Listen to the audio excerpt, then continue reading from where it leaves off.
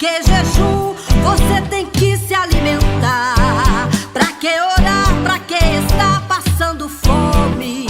Você entende, o rei não vai te escutar. Não, não. E Esther, nunca se ouviu falar que um rei se dobrou. Espera um tempo certo para não morrer. Porém Esther orou e foi buscar socorro.